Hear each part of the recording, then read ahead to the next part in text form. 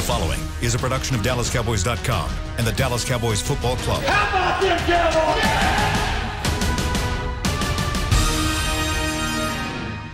This is Talkin Cowboys.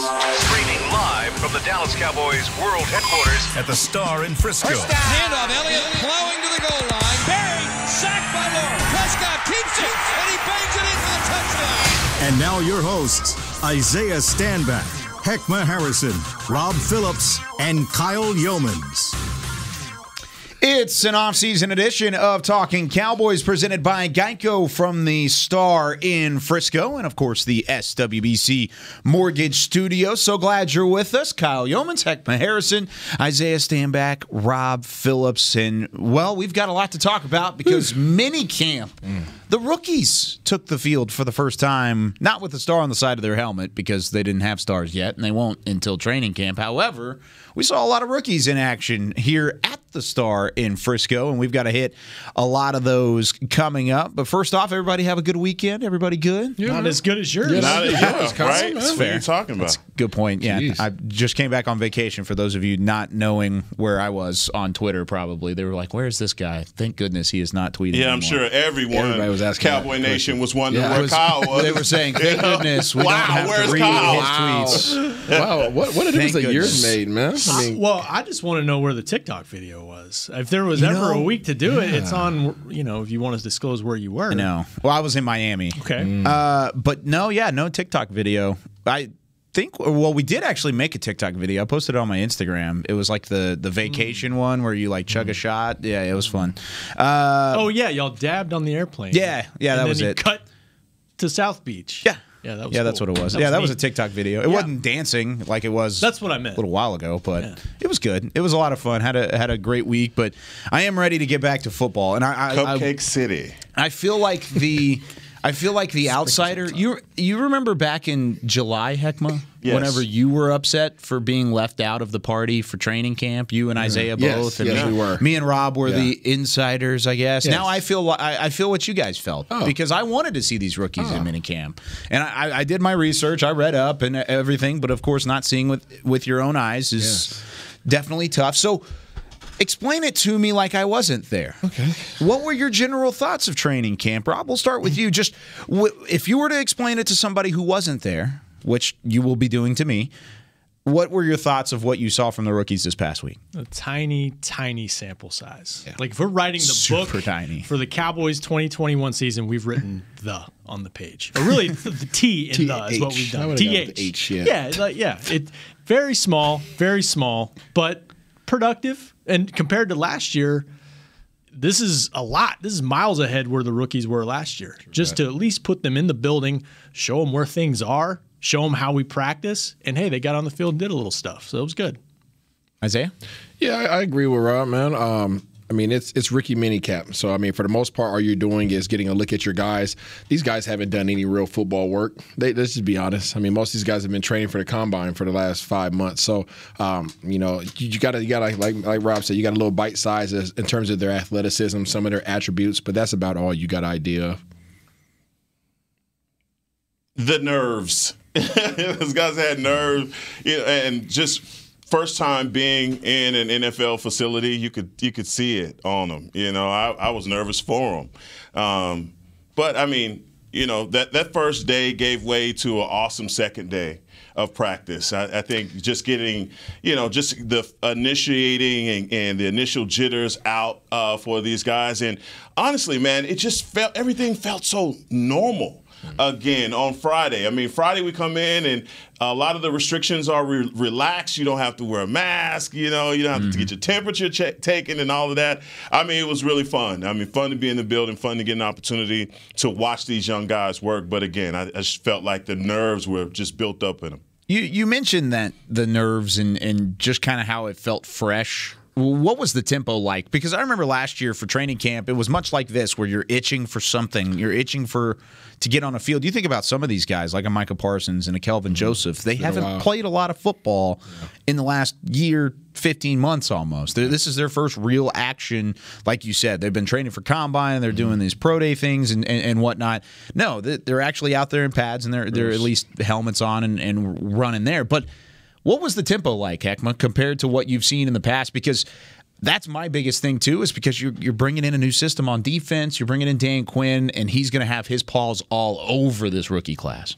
Well, obviously, you had the individual drills, individual work, stuff like that. I mean, they broke practice was very regimented from the start, breaking down the individual groups. They didn't force them in, push them in too hard. I think, for the most part, the enthusiasm of the coaches was there. Bones Fossil was all over the field. And he's like, literally kid on Christmas morning. You could tell with his energy. But, yeah, it was just a breaking down from special team groups to individual groups. And again, just the pace moved really well. For a lot of these guys, and Isaiah spoke about this, and even Barry Church talked about it because I was sitting next to him on Friday, was just the fact that, guys like Quinn Bohanna, he was in a drill with his coach by himself. So there was no one else to take a rep or get a break, anything like that. So you knew him getting a little tired that first day was obviously going to be there because they were taking him through the gauntlet of things that they wanted from technique, stands, things like that. So, but the tempo was awesome. I mean, it got a good test on the conditioning of those guys too. Yeah, true that. And I think that was the point I was going to hit on, was just this conditioning. These guys, I just already alluded to it, they have not been in football shape. They're not in football shape. I would say 99% of these guys are running, 40s and jumping and lifting weights. Football is football, right? When you start getting out there and you're reacting to guys, you're putting your foot in the ground, you're changing directions, you're doing special teams coverage drills, you're doing all your position drills. Life gets really real. Yeah. So, you talk about the nerves. You come back day 2, and these guys probably, I would imagine their bodies probably felt like they had pads on the day 1. Just because your body is not used to those type of movements. And you factor in some of the, guys like Big Bo, you're like, he was by himself, right? Yeah. It's like that Christmas gift you get, that you got, right? You talk about Fossil, you got a brand new laptop. I know Kyle got a brand new laptop for Christmas. He's gonna be pushing every little button, trying to see what does what, and you're not really gonna dive all the way in on any of the features, but you just want to see, what is it fully kind of capable of, and that's what the coaches are doing with these guys, right? They're saying, hey, let me put him in cover 1, let me put him in cover 3, let me see what he looks like, inside shade, outside shade, but inside split. They just want to see what's natural for these guys. So it was like Rob already said, it was just a little bit of a taste. Yeah, I mean, I would say 75-80% of it was fundamental too. Yes. I mean, working on stuff that we've seen in training camp last year, takeaway drills, ball protection drills, things that we've seen the coaching staff do in the past. And to Isaiah's point, think about Micah Parsons. He didn't play football at all last year. He got asked the last time he hit a sled. They did, the sled drills, and he said, I don't know, probably like before the Cotton Bowl, like a year and a half ago, whatever it was. Wow. So, I mean, they're trying to ease guys in, and it's interesting how the minicamp, and different coaches do it differently, but how it's evolved over the last few years. I mean, it used to be, when you were here, it was 2-a-days, out in the heat. Doesn't matter where you came from. You could be coming from up north where you're not used to the heat, and you're out there, really practicing. And Dez threw up his first OT, his first minicamp. It was full on practice. Yeah, right in the middle of practice. Yeah. So, and when Garrett, as he wound up his tenure here, he really scaled it back to where it was just jog through style stuff for a couple days, and we actually got to see some 11 on 11 on Saturday, which was a lot of fun. It was just a taste, but they kind of eased them into that. And the other part of it, too, is to try to get the installation, get them caught up on some of that stuff, because the veterans are going to be in on that, too. Once you get to OTAs, you want to get the rookies as caught up as you can. And I feel like just looking at these couple of days of practice, like you said, even though it's just a taste, it's so valuable for these guys, because you're mentioning Quentin Bohanna getting that one-on-one coaching. And by one-on-one, I mean Dan Quinn was in his grill for a good amount of practice. Yeah. I mean, if you're Quentin Bohanna, you're not going to see that whenever OTAs and minicamp come around generally. I mean, whenever training camp comes around, you're not going to see a lot of that. He got a lot of coaching that he really needed, and he's going to improve upon because he's had that one-on-one attention. Absolutely, and there he is. And the other part of it is the meetings were still virtual. So they would get done with practice. They'd have to go back to the room, and you hop on the Zoom, and you do the meetings there to go over things. That's what makes the on-field so critical, is that virtual component is still there. So as much time as you can get on the field with them, take advantage of it. And can I just say that Quinn Bohanna is the size of human that if he gets on an elevator with you, you say, "Oh wow!" You back up and look him up and down. I'll take the next one. Thank you. You don't take the next one. You don't want to make it awkward and weird. Don't disturb. Right? You want to stay on the elevator, but you back up. Do you make eye contact? No. No. That was emphatic. Hey, you look him up and down, and you go, Okay, that is a proportionally big human. Yeah. He is. I was shocked. And really, he's like Shaq. If you see Shaq in the room, it's obviously he's 7'12", and you say to yourself, you're just like, oh my God, look at the size of this man, Bohannon the same way. Is he 327? No. No. What do you think? A lot of these weights are off, by the way. Yeah. We'll get to that, I'm sure. Yeah, well, his playing weight was what, 360, 357 during his time at Kentucky. I think he's smaller than that. Yeah, but he didn't look out of shape, Kyle. No, he doesn't. He looks good. No, he didn't. But 327, looking good. That's not 327. That's a svelte 327. We'll say a very tentative 345. I think that's probably about right. 345, 350 from what we're seeing. But he looked really good. He did. He didn't look like he was out of shape. No. How did Micah Parsons look? Because you said, off for about a year, it probably takes a little bit of time to get into rhythm. What did you see from the first round pick? You want me to answer this? Yeah, I want you to answer Oh, this. Man. You made a noise whenever I asked the question, so. Playmaker. Look, first day of practice, first day of minicamp, obviously everyone had the nerves, and you saw immediately a guy that's been out of practice, out of football shape for a year, start to take his toll on him after about 45 to an hour. A little hands on the hips, a little bend in your knees a little bit. Caesar jumped on his back. Real quick, right? But he came back the second day, and literally, man, you could see the burst. Me sitting next to you said it, man. Wow, look at how quick he is. First step, lightning fast. Everything about him screams playmaker. And when you see him in team, it was like he was playing with his food. It wasn't fair, right? The offensive lineman trying to get to the second level on him, he's already gone. He's at the ball carrier. There are a few things that he does. I'm sure that the defensive assistant George Edwards will clean up. Mm-hmm. But, again, just all in all, man, I saw a playmaker and a reason to be excited about this pick. Yeah, no, first thing right off the bat, he didn't look like he was 245 to me.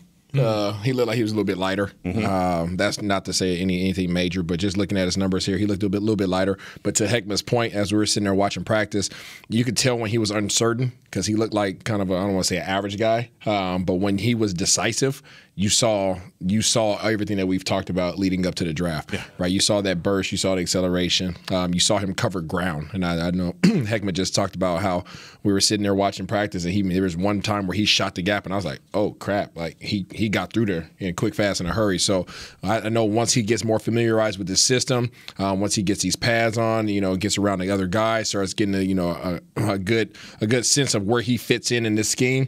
I'm gonna be really excited to see this dude, jump off the screen. We need to get him on the show because I think he likes movies, I can tell. And he'd be a great fit for this show because we drop stupid movie quotes all the time. Let's do it. He said, water boy, see ball, get ball. He talked about being the Mike linebacker. It's kind of like being Rambo. You get to really move around and make plays. And what he kind of described his role to a certain degree in terms of being in the box. And then on third down, they're going to find ways to get him to the quarterback. And we saw some of that. We saw him rush off the edge. We saw him get around Josh Ball off the edge. Yeah. And he's got a real package of skills that's why we bumped into Jerry after the first practice, and he just talked for a few minutes, but he kept talking about pressure with the linebackers and specifically with Parsons. Just that part of his skill set is something they can use and maybe make him complement some of the other linebackers while we're talking about, hey, how are all these guys going to get to play together? Yeah, that was my next question is where did you see him fitting in? And I feel like the answer right now is everywhere. Everywhere. It's a good part of everywhere, but where would you say he looked more comfortable? And once again, this is not going to be week one. We're seeing Micah Parsons pigeonholed here. That's not going to happen. This rookie minicamp here. But where did you see he looked more comfortable, Isaiah? I see him fitting on the outside. I know they're working him at the middle linebacker during this. You don't like him as much at the mic? I don't like him at the mic. I wouldn't want to put him in that box.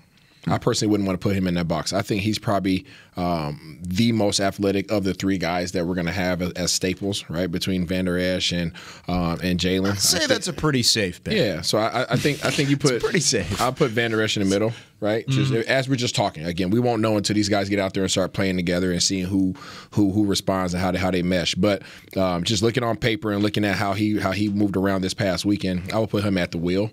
Just give him that freedom to come across on the backside. So, yeah, athletic, great question. Athletic, freaky, and And Dan Quinn has to be salivating, knowing how many different ways he can use this guy.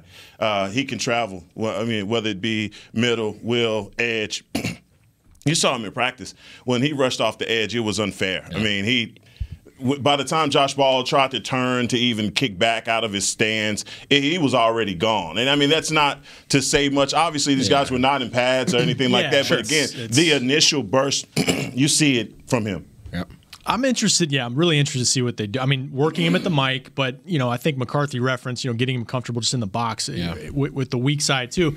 I'm curious with Van Der Esch, could they look at moving Van Der Esch to the will, where and maybe these positions are more interchangeable than I'm giving credit for. I think they definitely are. But maybe if you move Leighton to Will, maybe he's a little more covered up and he's not taking as much of a pounding as he's been, and try to keep him healthier. So I don't know, but I think you guys are right. I mean, I think he can play a few different spots here. Yeah, when you even that argument about moving Leighton to Will, Jabril Cox comes into that conversation, and then the whole dynamic of this argument changes. We hadn't even talked about him. Jabril Cox. Yeah, I'm not going to get ahead. I know I can hear burning from over here to the left, so I'm not going to stop. No, that's good because we will talk about Cox coming up here in a little bit. But I don't disagree. I think you can look at these players as individuals and say, okay, they fit best in that spot. But then you look at the whole situation in that linebacker room right now as a whole. You're going to be you have to find the best fit together. Because right now you tried to throw a bunch of individuals out there. You tried to throw Jalen Smith, you tried to throw Leighton Vander Esch, Sean Lee. That didn't work for you very well. That's what depends on how it's going to mesh, man. It's got to mesh the right way. And if that takes putting Micah Parsons at the Mike linebacker and moving Leighton Vander Esch over to Will and then interchanging Jabril Cox where he fits in, then maybe that is your best fit. Maybe there is a fit there. Now, talking about the secondary, I heard a lot of good things about Israel Makwamu moving to safety.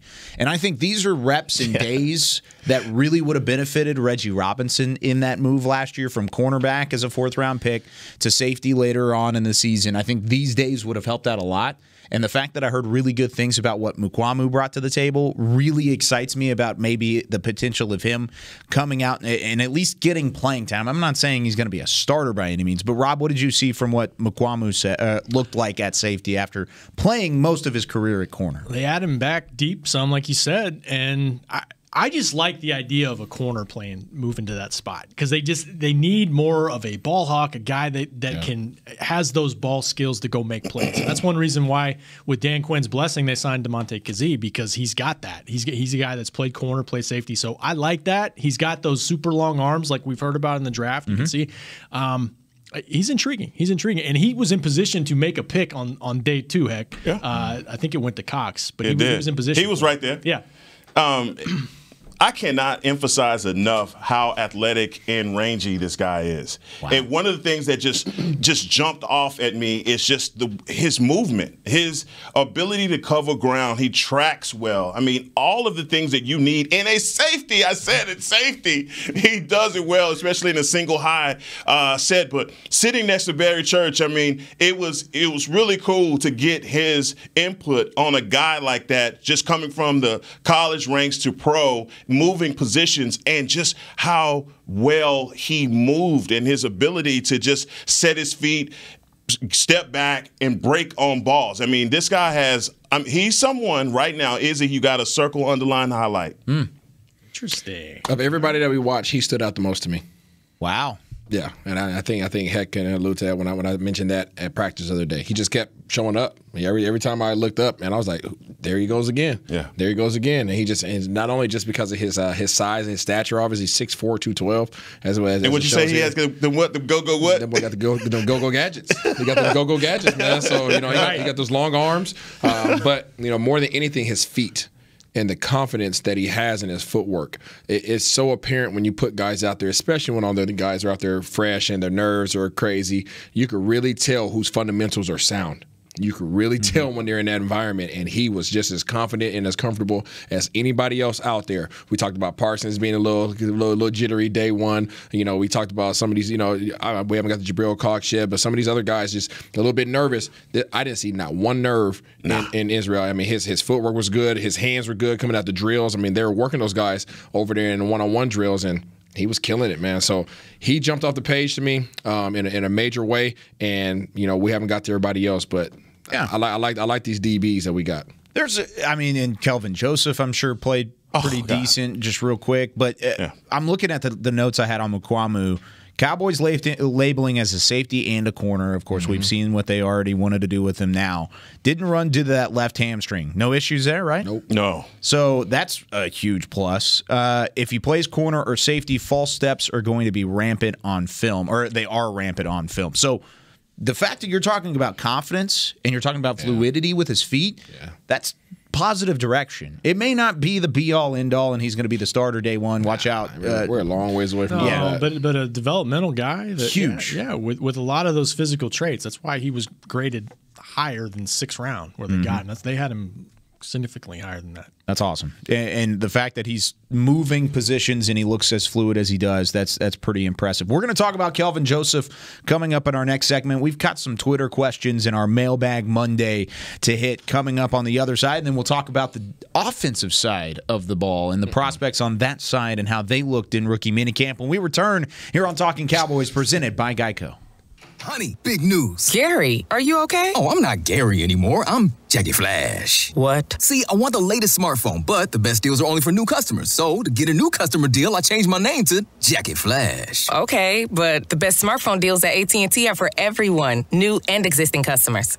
That's huge. Then guess who's getting a deal? Is it Jackie Flash? Jackie Flash. It's not complicated. At AT&T, our best smartphone deals are for everyone. Restrictions apply. Visit att.com for details. There's nothing as unique as our eyes, which is why Essilor pioneers ways to make lenses as unique as you. Verilux for super sharp vision, Essential Blue for protection, and Crizal for freedom from glare. 3 cutting-edge solutions in a single unique lens. So whatever your needs, insist on Essilor. Visit your local Essilor experts and find the perfect lens for you. See more, do more, Essilor. We're back with a tasty treat that's sweeping airwaves and taste buds. It's new Dr. Pepper and Cream Soda. Let's take a listen. Dr. Pepper and Cream Soda's here. A new combo that's music to my ears, okay. Let's play. Cream Soda and Dr. Pepper time. Pour it in a glass of ice. Music to my ears and mouth. New Dr. Pepper and Cream Soda. A delicious duet. The Cowboys way, where 16 Hall of Famers and 5 championships shows us what success looks like. Where turkey is always the second best part of Thanksgiving Day. Where we are all defined by one single thing, the star. Where we as fans know it's our job to keep the tradition going. Bank of America is proud to be the official bank of the Dallas Cowboys and to support the quest of living life the Cowboys way. Copyright 2020, Bank of America Corporation. Back to Talkin Cowboys. Whether you're watching from home or you're cheering in the stands with Essilor lenses, you can see every exciting play. Book an appointment at your local Essilor experts and see what Essilor can do for you. See more, do more, Essilor. As always, on Talkin Cowboys with our resident Super Bowl champion, Isaiah. No Stand back today. Yeah, he doesn't have it. This is the second week in a row. Well, there's no sun outside. True. There's a little bit of sun. You're right. It's been gross all You've never heard the song "I Wear My Sunglasses at Night" ever? Yeah, no. I've heard that. I'm not that cool. Oh. Okay, yeah, cool. I'm not that cool. I mean, I know you guys ESPN and stuff over there. So I mean, I know they're pretty cool. I got no glasses. Yeah. Sorry, that's Robbie. fair. Yeah, Rob's got to get on that now. But I wear my sunglasses. You know this? Come on, man. Everybody act like you know. I mean, come on. It's not an age difference here.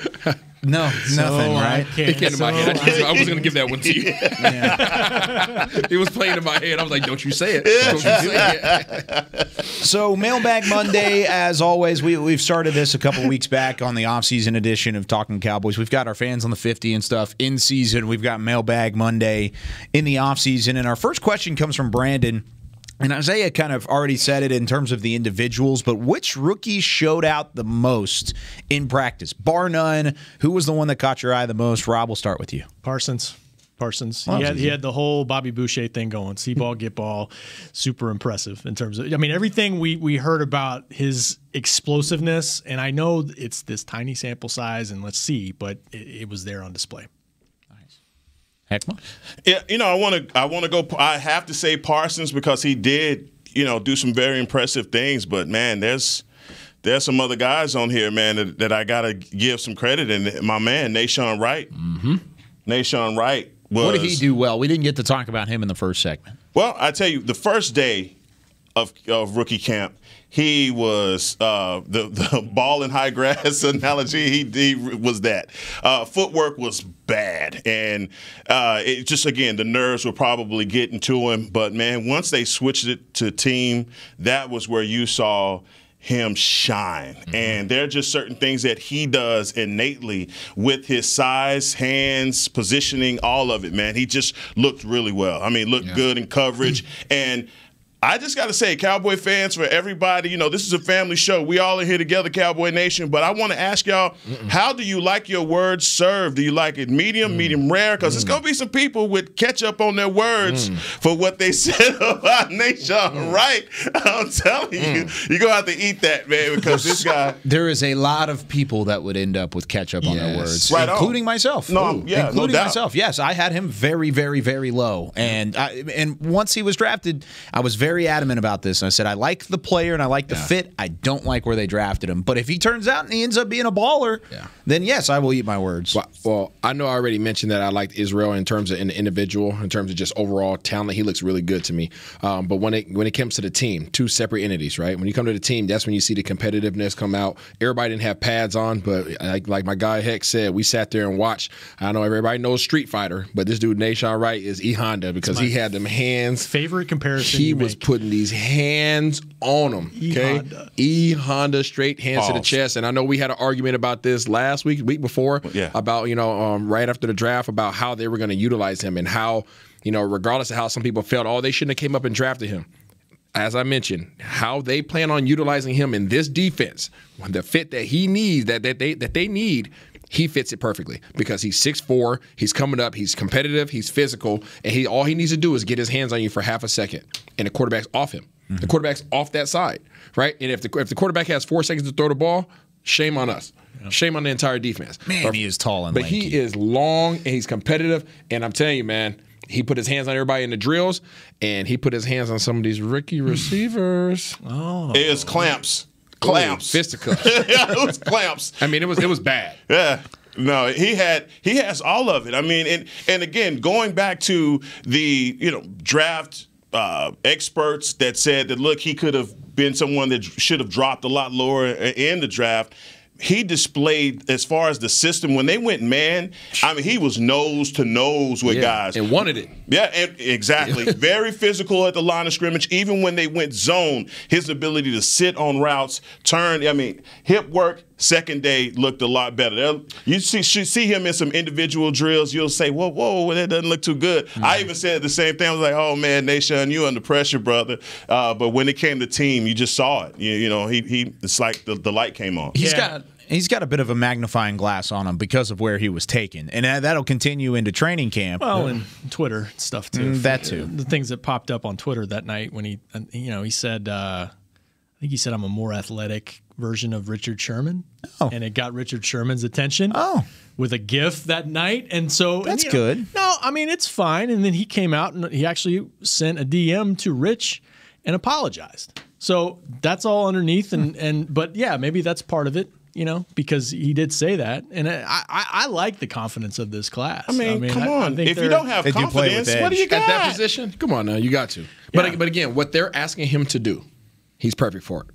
And everybody who has something to say about them coming up to get him, you guys don't understand football. And I think that's what he meant, too. I don't think that's necessarily the case. I would like to disagree pretty wholeheartedly there. I will combat your disagreement because a 6'4" defensive back, a 6'4" cornerback coming up in this system with Dan Quinn, knowing Dan Quinn's history of playing man-to-man coverage, knowing Dan Quinn's history of his front seven getting home and alleviating his cornerbacks from having to play defense for that long, he fits perfectly. Now, you don't need a shutdown corner in Dan Quinn's system. Would you take one? Absolutely. Sure.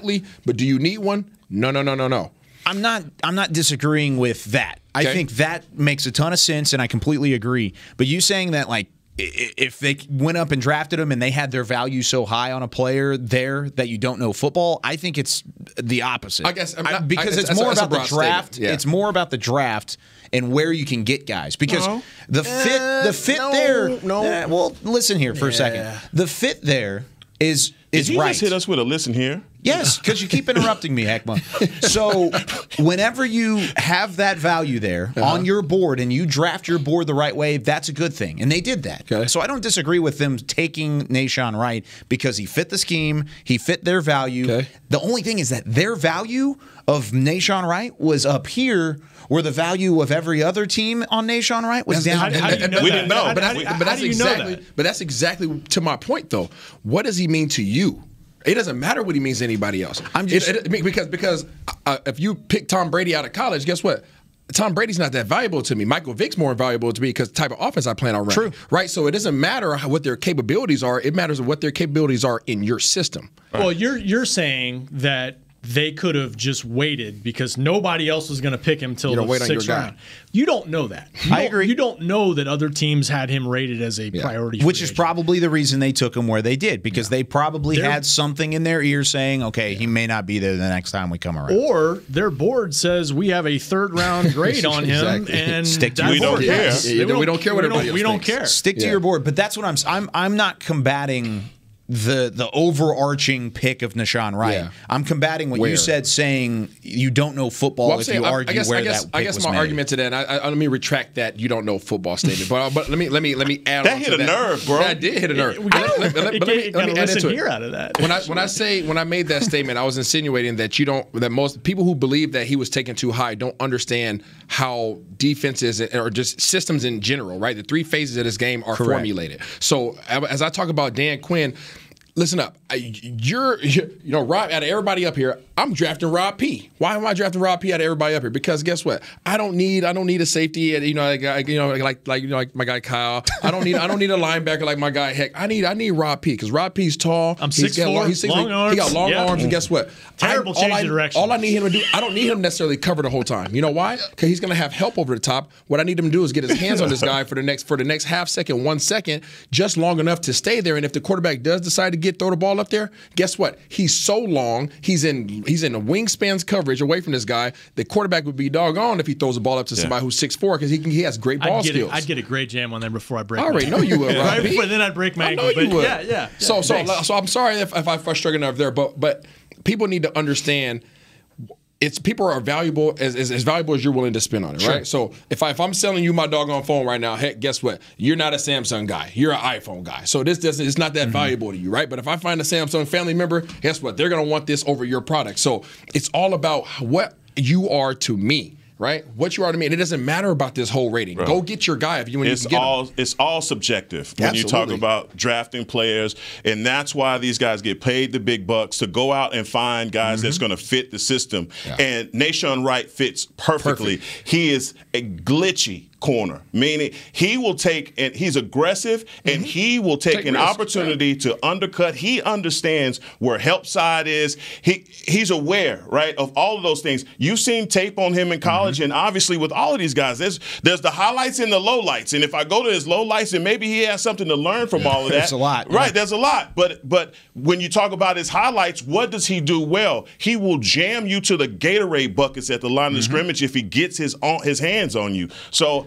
he fits perfectly to what we do, and I'm excited about it. And the same thing with our smaller guy, right? Kelvin. Joseph. Aggressive, right? He's not as long, but guess what? You got him because you want him to cover. You know, when you get the best receiver that steps on the field, you want him to stick him. Yeah. Right? That's why you got him. Because he's a smaller guy, he's a lot more reactive, a lot quicker, and he's gonna be right there, kind of sticky in your hip pocket type of guy. That's not what Nahshon is. Nahshon is get my hands on you. If you throw the ball up, I'm gonna make you pay for it. And he's different than all the other corners and guys in the secondary that you have anyways. True. It's a change of pace. And a lot of people, really quickly here, Rob, but going back to what your point was a little bit earlier of people upset about that pick and how it doesn't fit and blah, blah, blah.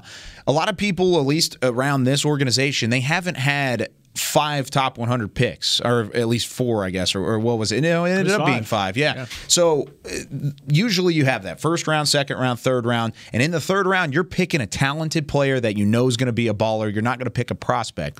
but he was the 5th selection of this draft class. So you have more leeway of picking a guy like Nahshon Wright, who you feel that highly on, and even though you may think it's a little bit of a risk, take that pick at 99 because he's a top 100 player.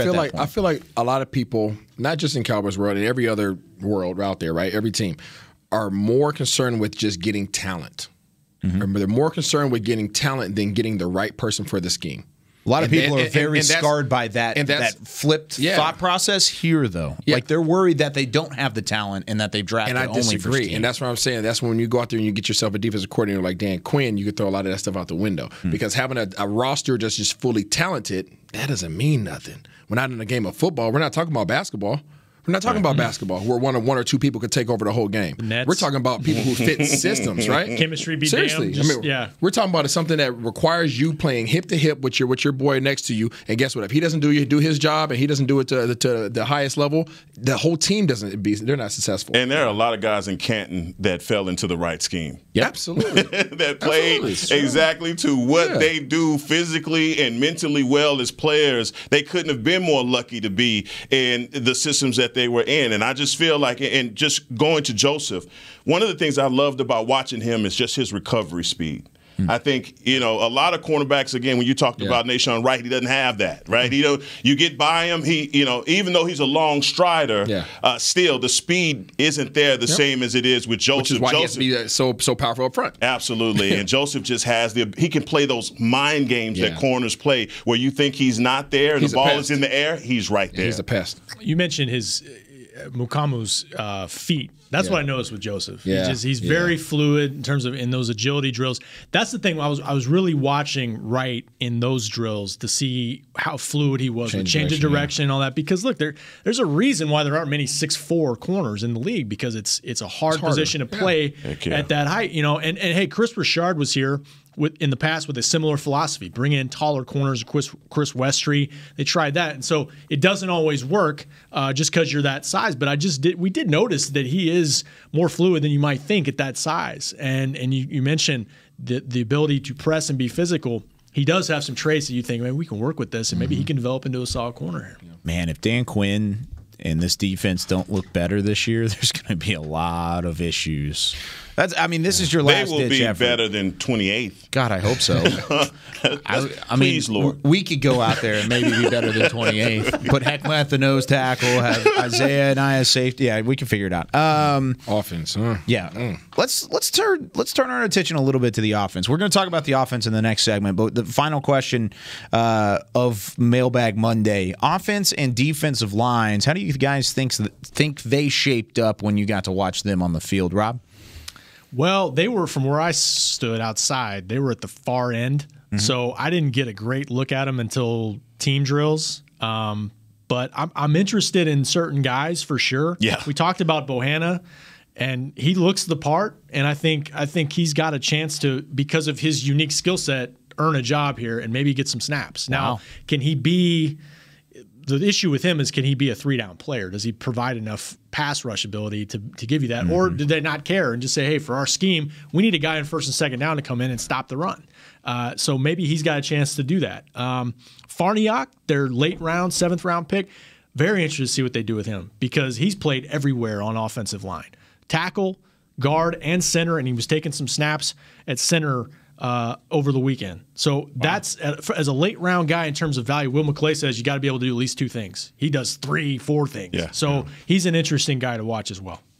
Where did he take the majority of his snaps? Center. Wow. I think that's their plan for him, at least for now. Interesting. Okay. Yeah.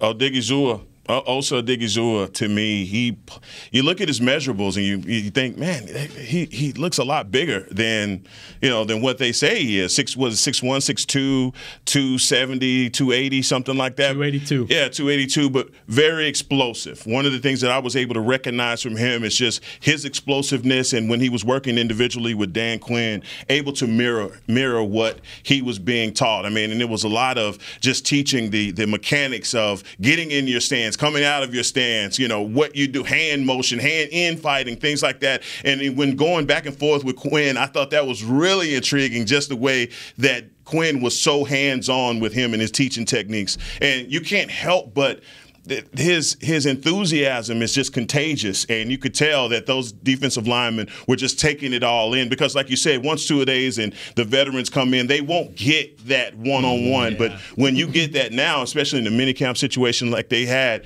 man, it was just really cool to see his interaction. I asked Quinn at the draft, are you going to be hands-on? Because that's one thing, honestly, with Mike Nolan you didn't really see. And what you hear about Dan Quinn is he is a teacher. Yes. And he said, yes, I will be, and I'll be damned if he didn't take a couple reps at nose tackle in practice after Bohanna kind of tweaked his shoulder for a second there and got back in. There's good footage of Dan Quinn working with Odigizua there. Now, Odigizua makes me scared for my guy Bradley and his job because last year they took the later round draft pick and they had shorter arms at the edge spot and a little bit slower. And then Odigizua just has these massive arms, 84-inch wingspan. No. And then he also has like you said, the explosiveness. I mean, his shuttle, his broad jump were both higher in the class than anybody. I mean, Chauncey Golston is a guy right there too. He is his arms. It's like he's scratching his ankles standing up. He's got some long arms, and he's just a big guy. They had him lined up like at a wide 9,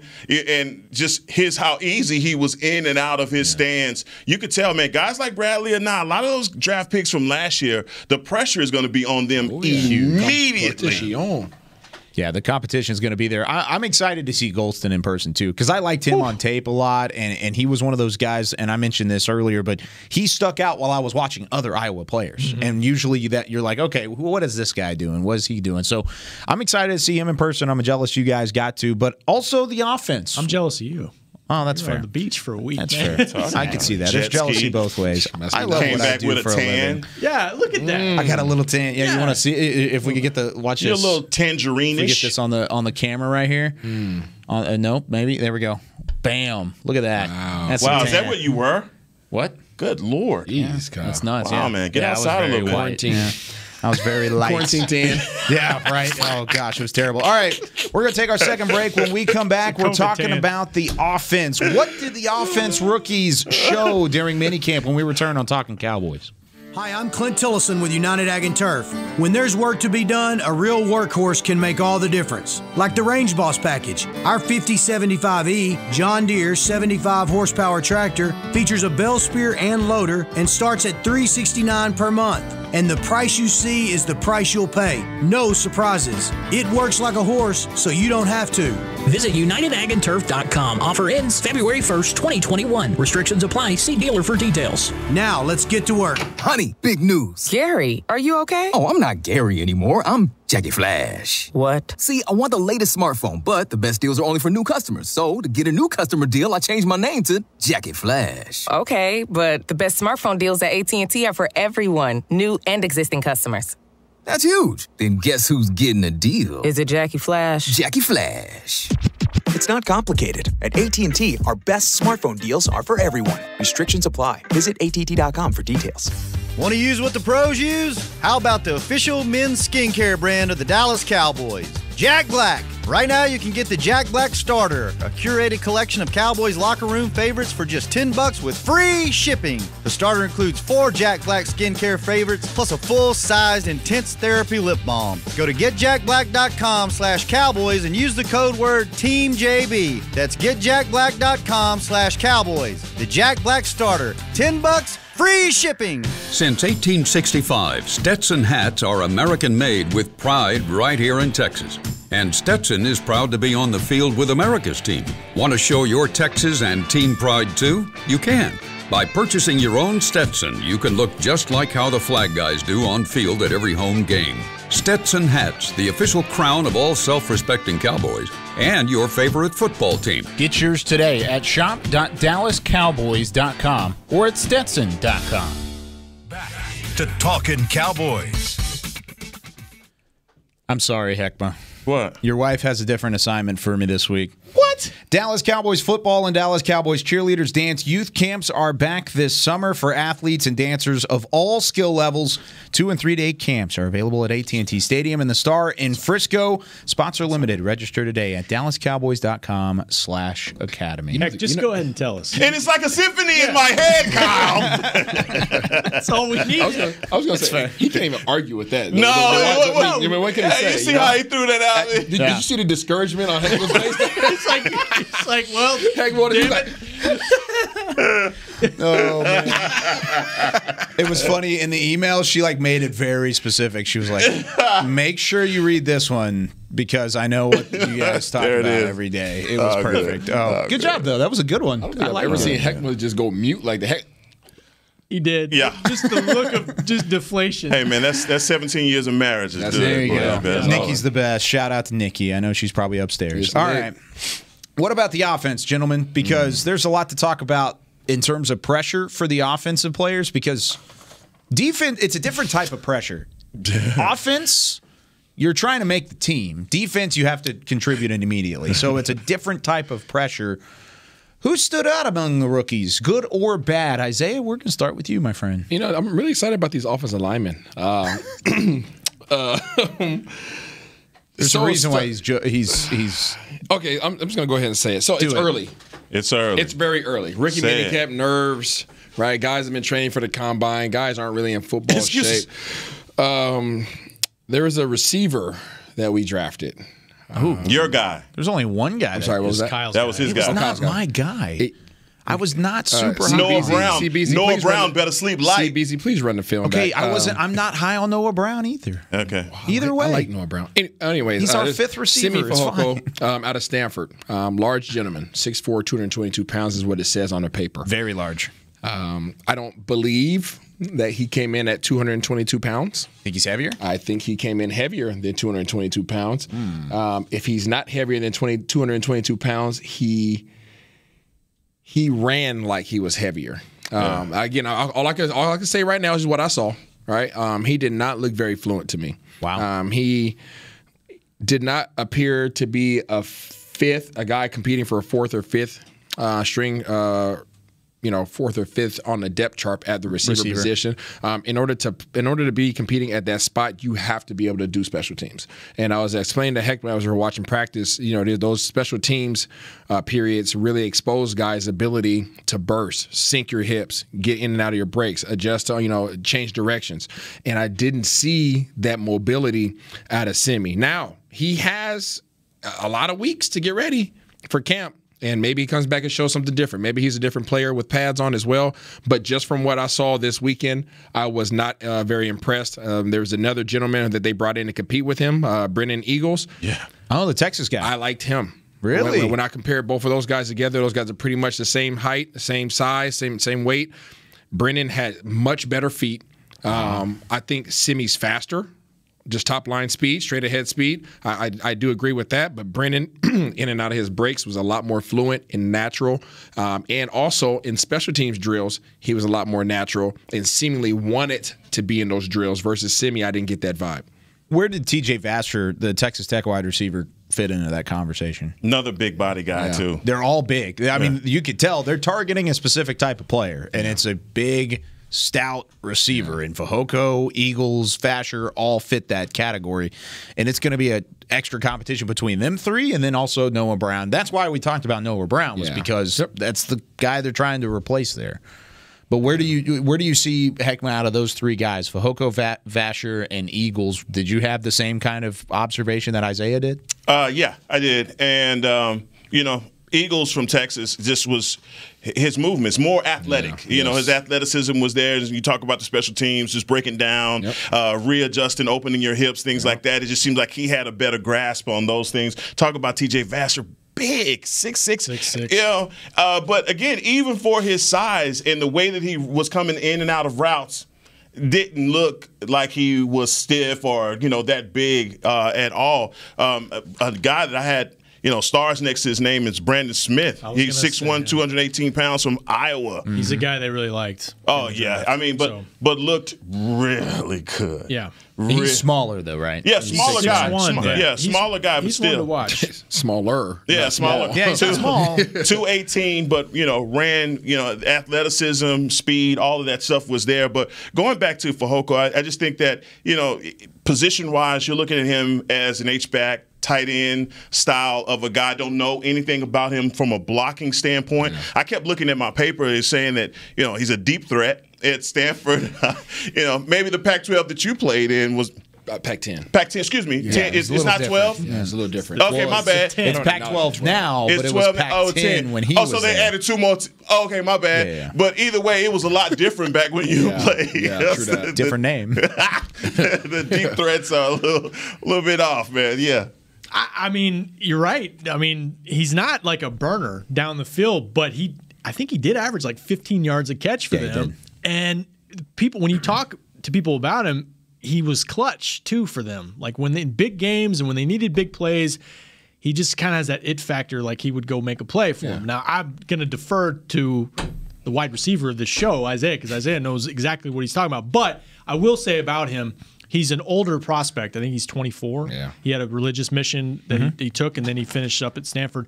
But he only played like 22 games at Stanford. So he hasn't. Still fresh. Yeah, he hadn't played a whole lot of college. And I actually asked him, because of what we talked about during press, said, what do you need to work on? And he said, I was a deep threat guy in college, but I need to round out my game, getting out in and out of my breaks. Yep, he mentioned that. He talked about he's basically raw. So I think they view him as a guy that's, I don't know if he's going to compete to be in the rotation year one, but they see that potential. If he can make the team as a special teams guy, that's where the conversation kind of led when Heckman and I were sitting there, because we understand that he's raw, he's young. I mean, he's young in terms of actual experience. He has a lot to work on, because when they went to team, it was exposed now. Yeah. When they went to team, it was really exposed. When Nashawn Wright came and lined up, Heckman and I both sat up. We said, okay, here we go. Yeah. 6'4" versus 6'4", let's go. And all you heard was, and that was all hands on the chest. And he did it one time, and he didn't get off the ball. And then they came back the next time, and they lined up again. And then you could tell he was like, I'm big, I'm strong. All I know how to do is go forward. And it reminded me of myself when I first got here. I didn't even know a doggone thing about receiver, right? I didn't know how to get off the ball. I didn't know how to, get somebody's hands off me. So all I would try to revert to was just pure brute strength. And that didn't work either, because Nashawn just threw him into the ground, and the quarterback threw the ball, and guess what? It's the next down. So it's early. He has a lot of time to get ready. I'm sure he'll learn from the vets. He'll learn from the coaches. I'm sure the film will be, highly, highly reviewed. But he has a long way to go to fill that void of what they're trying to replace. Use to replace Noah Brown. I don't. As of right now, which is again a long ways away, Noah Brown's leaps and bounds ahead of where he's at. They played each other in college, right? Yeah, well, I was about to say that. That's kind of surprising for me to hear, because some of the tape that we looked at with Nashawn Wright was him getting burnt by Simi Fehoko in the Oregon State Stanford highlights game. And lowlights. And you know what? Yeah. You know what? He must have really – Nashawn took that personal, because when they lined up, he's like, Come on, man. Cats don't forget, especially DBs don't forget. They don't care if pads on or not. They don't care. It's the opportunity to embarrass you. Honda. So hey, maybe he turns it around. But just again, this is just our first eyes on him, and I wasn't impressed there. I'm trying to find the stats on what happened that game specifically, because I never looked at the stats. I was just looking at the film. What about the quarterbacks that we got to see a little bit of? I mean, there were two guys there with J.T. Barrett, of course, out of Ohio State, and then Brady Davis. Any possibility there? We'll defer to the quarterback / receiver of the Pac-10, fastest man in the Pac-10. Yeah, so respectfully, let me put that out there. Brady Davis, no chance. Oh, gosh. J.T. Barrett had the swag, and he had a lot of swag. And you could tell he's athletic, but he has a very low release. Meaning that he drops. Well, Brady Davis has like a Byron Leftwich type release. I mean, it's long, windy, but he doesn't have the velocity that comes out like Byron Leftwich. So he sailed a lot of balls, even just in individual drills. He didn't look confident when they had a lot of intricate footwork. He didn't look confident in that either. So I'll put Brady Davis to the side. JT Barrett, obviously a lot more athletic, but again, I'm not sure based upon what I saw about his accuracy. And, he has a swag, he has athleticism, he has every reason to be feeling good because he can run away and run himself out of situations.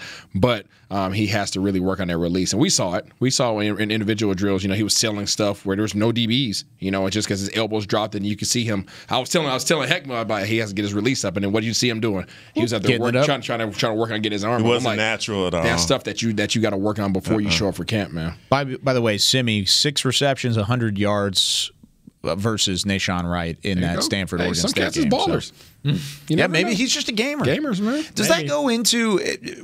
Sorry, Rob, go for it. No, I was agreeing with you guys. Oh, I was going to ask you, does that go into camps like this? And it may not because it's the pros. It's you either figure it out in practice or you don't. But do you take stock if you go back and you go and talk to the Stanford coaching staff and you say, is Simi just a pure gamer or is he not a good practice guy? Because we've had guys here that are not good practice guys. True that, yeah. Does that factor in at all of where they value specific players, especially some of these project guys, or is it more of just show up and ball out? I hope that they don't take that into consideration. I mean, you got to practice. Man, you practice a lot more than you play. Yeah. That's anybody. You practice, unless you're Randy Moss at the end of your career, you practice a lot more than you play. So you got to be able to come out and show what you're capable of doing. And unless you're just that guy that's getting paid that much money, you don't have to show anything in practice. But everybody else, you got to show it. And when you're fighting for a number 4, number 5 receiver position, you better show it, and you better show it on special teams. And you have to show that urgency as well. You got to want to be on special teams. You can't let your Coach Fossil be out there running around more hyped than you are. You got to be that dude. When you know that you're scraping the barrel trying to get that last spot, you better be doggone hyped now. Right. When you're doing those cover drills, whether you have pads on or not, you better be hyped. Like, that used to be some of the most exciting parts of practice for me because I knew that's how I was making the doggone team, was going to be on special teams. So guess what? I needed to be click tight with the special teams coach. I needed him to see me. I knew whether we're watching pads or no pads, I need to jump off the film. And some of these guys, you saw it. Some of these guys you didn't. You could tell by their approach that some guys understood that versus some guys didn't. So maybe it's because some guys got drafted and they just feel that confident that they're going to be here. Hopefully they need to change their mindset if that's the case. Well, if the bar for hype is Fossil, then you better drink some coffee. Yeah, you better drink something, man. I have here in my notes. Fehoko should be welded to the hip of Bones Fossil. That's the only way. He's got to pick that up. But in defense of these quarterbacks, man, they were playing in a wind tunnel.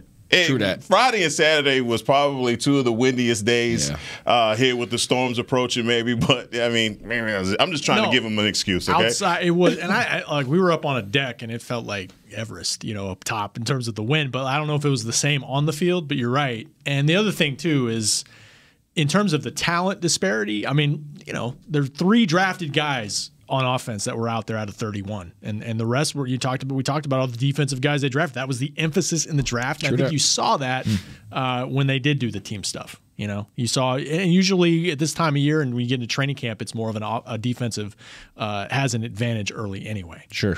And quickly, Josh Ball, 6'8", big guy. Had a good first day, second day in team, not so much. But again, he was in situations where he was man up on. And it's hard for Parsons. It's hard to get a beat on offensive defensive lineman with no pads. Exactly. It's just impossible. That's kind of one thing I was about to say. And two, I mean, you think about it with Ball and Farniok. I mean, these guys are going up against Golston, Odigizua. They're going up against other draft picks, rep after rep after rep, whereas the rotation isn't necessarily the same on the other side. You're going up against a drafted player, then an undrafted, drafted player. It just kind of changes up back and forth. So I can see how it could be really tough. Yep. And even in training camp, it's hard to show exactly what an offensive line looks like. Last year, when we were talking about the offensive line, it was like, okay, they don't necessarily look great, but they're also not healthy. And then, of course, they never really ended up getting healthy. So it was hard to kind of get that feel. But overall, thumbs up, thumbs down of mini camps this year. Feeling pretty good. For sure. We were in the building, Kyle. That's true. What are you talking about? It's all thumbs. You said you were up on a on a balcony. Were you over across the way? Yeah, where That's the where media's the media was sitting. He was parched up. Yeah, I mean, Heckman and I were in the porta potties. Basically. On top with some binoculars. Y'all had a better view than I did. Good thing we had our Essilors on. Yeah. You know what I mean? Did you have the sunglasses on that time? No, we were inside the porta potty. I didn't need them. Oh, gross. Yeah. Talk about bubble guts. That's exactly what that is. So what's next, Rob? What's on the schedule coming up for the next couple of weeks? Because we got a little bit of a break, right? Yeah, well, they're in phase 2 right now. So on the field stuff, but not, offense, defense yet. OTAs in a week. Yeah. And I think they're on schedule for 6 of them. Wow. And you can have as many as 10. 6, and then the minicamp. And I wonder if they're only doing 6 for now on schedule just because they got to go to camp early. So you want them guys to get off their feet and have a few weeks off before they do it. So we'll see. But, hey, we're going to see the vets here pretty soon. Any news on Oxnard and or Frisco?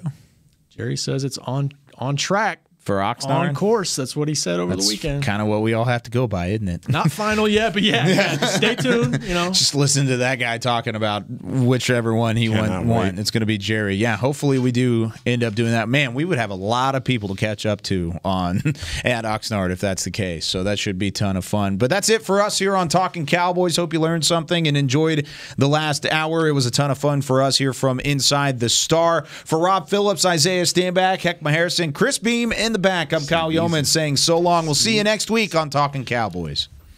This has been a production of DallasCowboys.com and the Dallas Cowboys Football Club. How about this, Cowboys?